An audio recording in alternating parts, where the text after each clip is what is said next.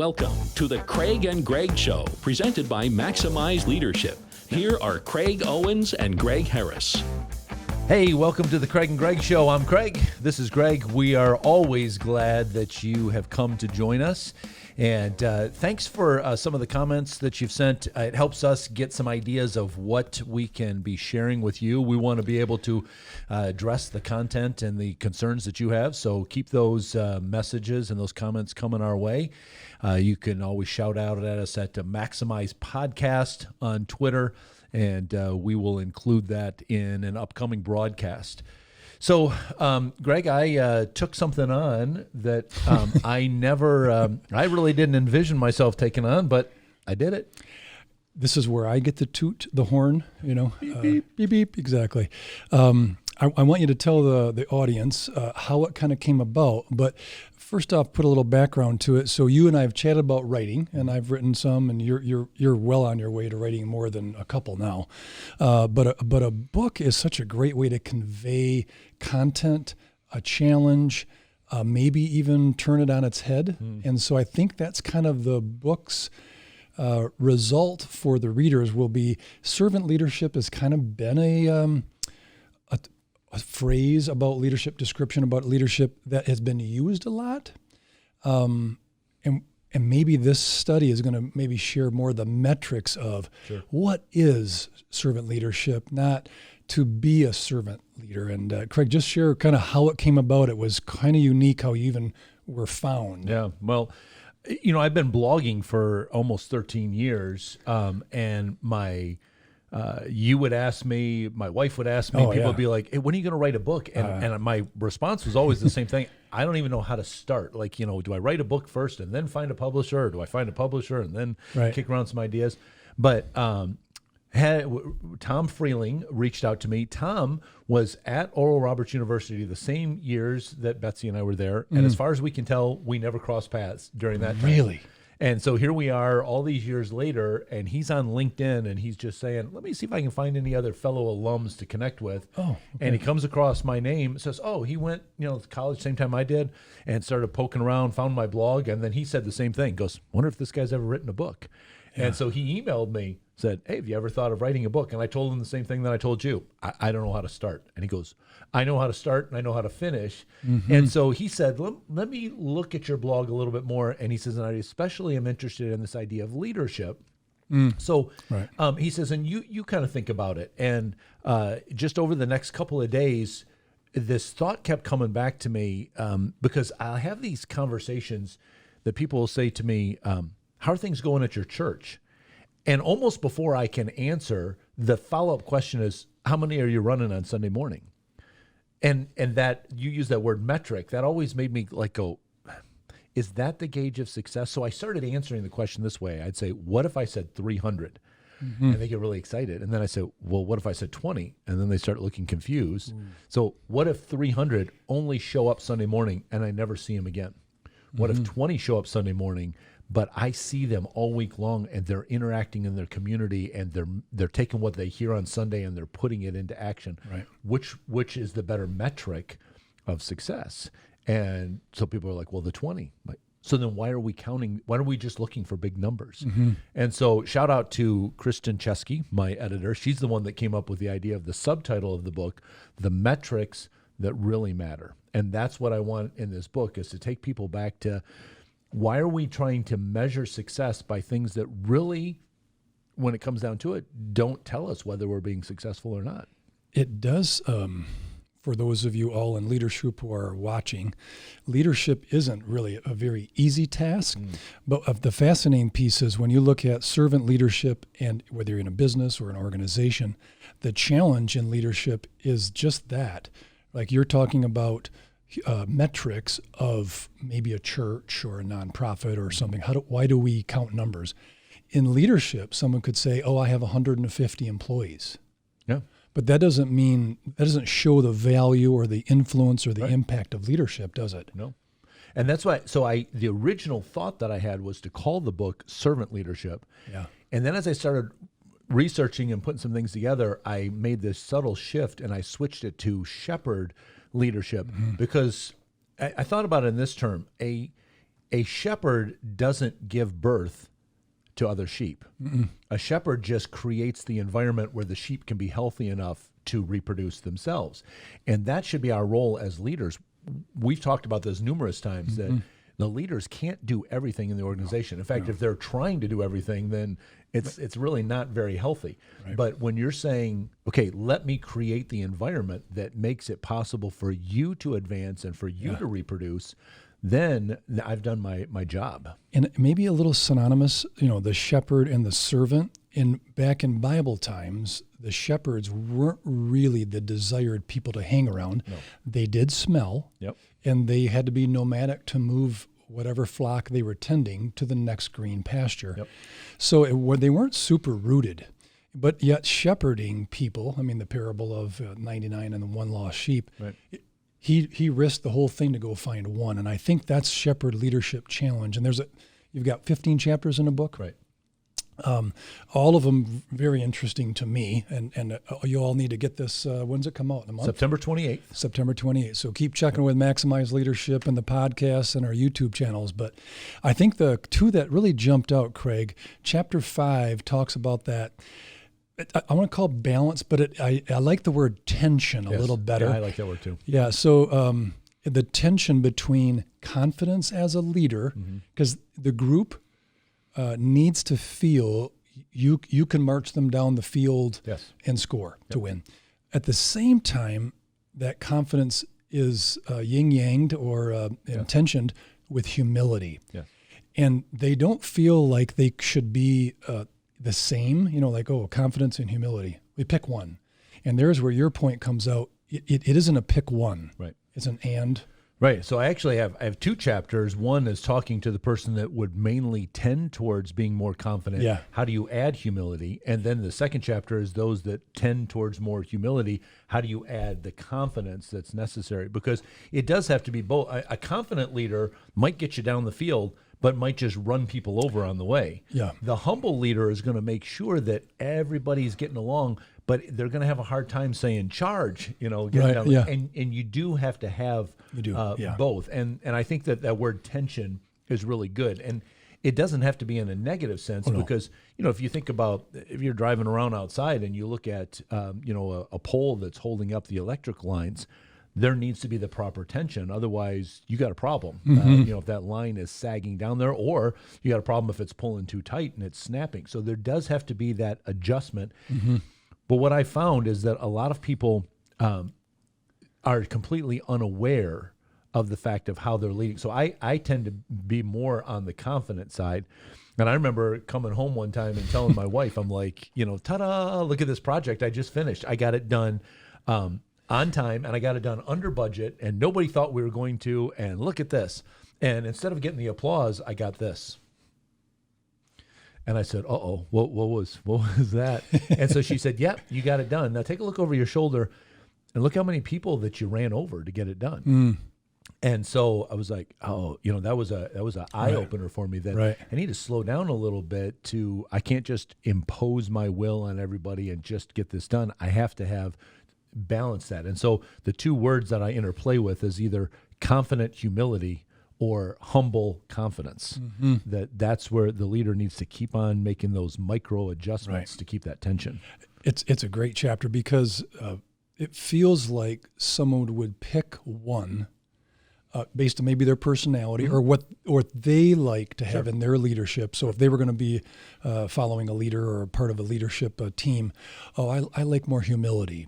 But then the other person's saying, well, I don't have confidence because you seem it's a little soft. And it's a tough balance for a lot. There's a quote that says, humility is royalty without a crown.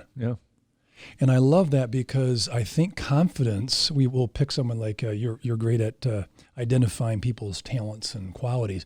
Oh, they got good qualities, good talent, good confidence.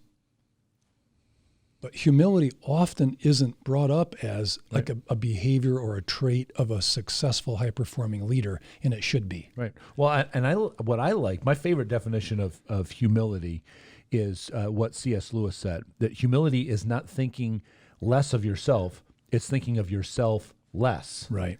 And so the confident leader has a tendency to go, I'm going to get it done. You're right. Yeah. And then it's like, well, stop thinking about yourself.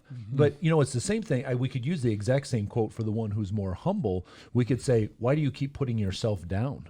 Why do you keep thinking, they know how to do it better than I do. I'm going to let them. No, you're the leader. There's a reason why you've been placed in this position.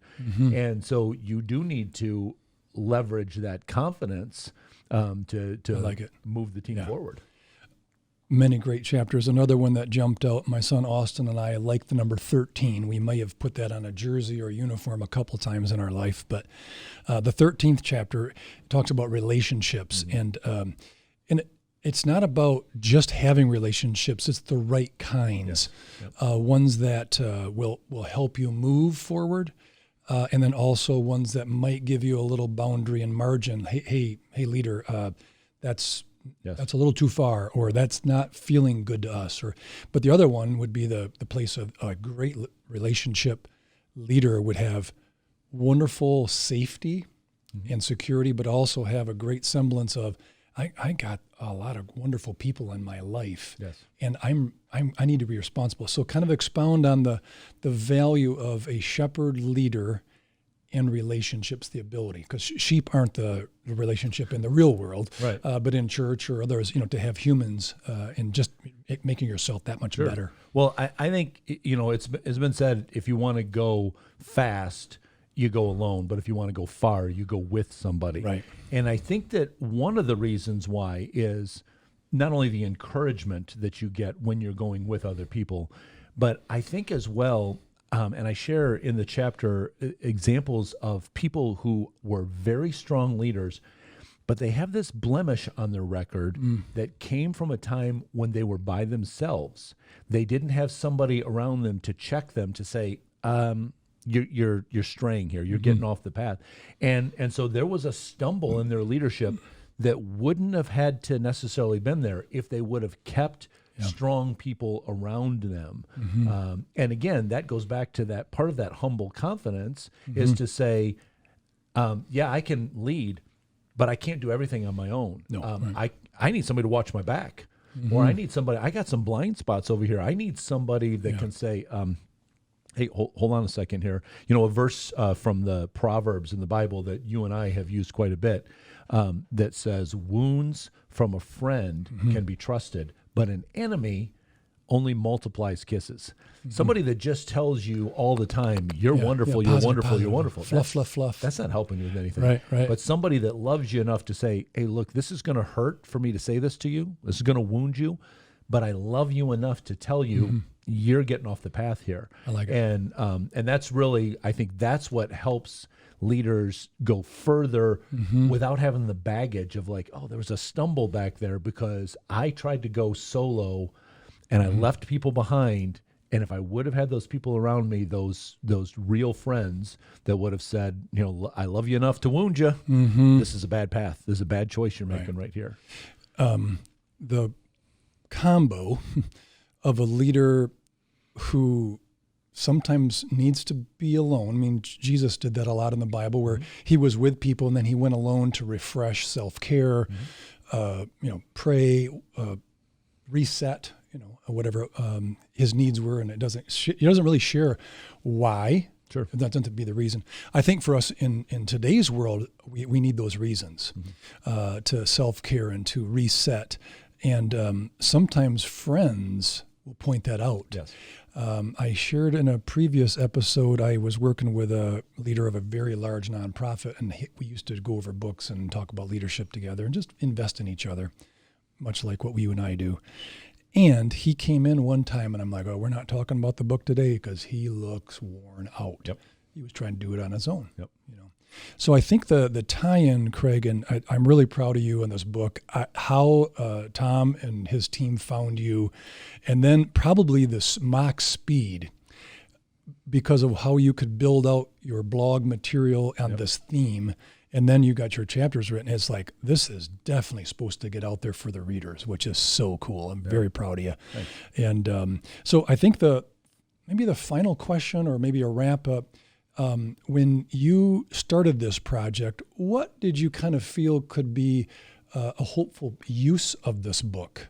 and who might be the right audience. And I'm kind of speaking to the listeners today, but who would benefit? Why would they benefit? Kind of how did you create this book, and then your hopes on how would it be implemented? Well, one of the things I told Kristen, my editor, right at the front is I said, check me on this. I don't want to sound like I'm on my soapbox. I don't want to sound like I'm preaching at people.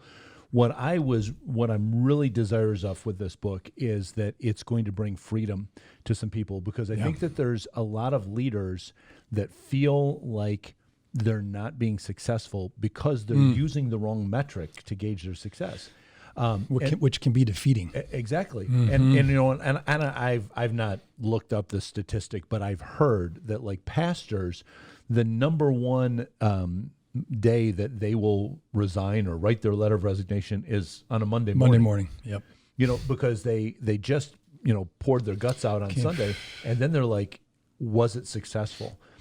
I think that part of that, and if you're listening and you're the member of a board, maybe that's supporting a church or a nonprofit, here's what I found is a lot of those board members, well-meaning people, but many times in a church or a nonprofit, the board members tend to be business people.